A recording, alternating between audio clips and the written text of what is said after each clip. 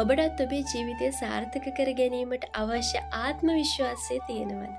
ඉතින් ආත්ම විශ්වාසය නැත්තම් මම ඔබට යෝජනා කරන්නේ ඔබ කරන වැඩේ පිළිබඳව, ඔබ කරන දේවල් පිළිබඳව, ඔබේ අරමුණ කෙරෙහි ඔබ ඔබවම විශ්වාස කරන්න.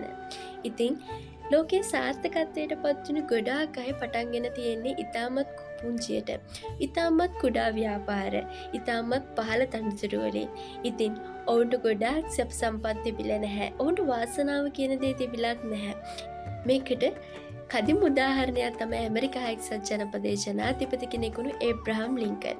ඔහුගේ කුඩා කාලයේ ඔහු ජීවත් වෙලා තියෙන්නේ දර කොටන් වලින් තනන ලද පුංචි ගෙදරක.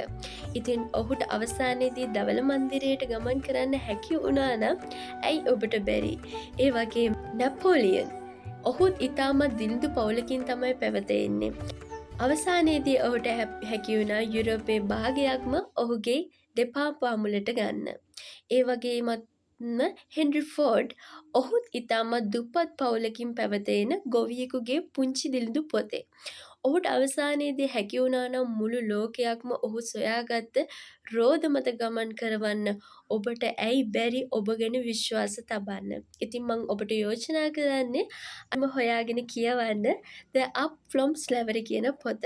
මේක රචනා කරලා තියෙන්නේ ඇමරිකා එක්සත් ජනපදයේ බුකර් ටී වොෂින්ටන් කියන ඉතාමත් ජනප්‍රිය කෙනෙක්.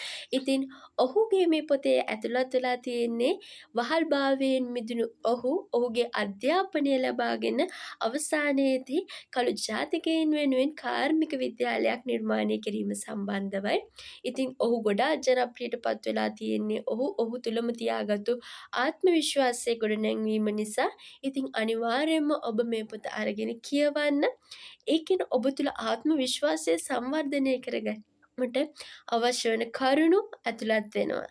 ඉතින් මම ඔබට යෝජනා කරන්නේ ඔබ කරන කටයුත්ත මොකක් වුණත් ඒ ගැන විශ්වාසයෙන් ඔබට පුළුවන් උපරිමයෙන්ම කරන්න. ඔබට සාර්ථකත්වයට පත්වීමට එය ඉතාමත් පිටුවහලක් වෙනු ඇත.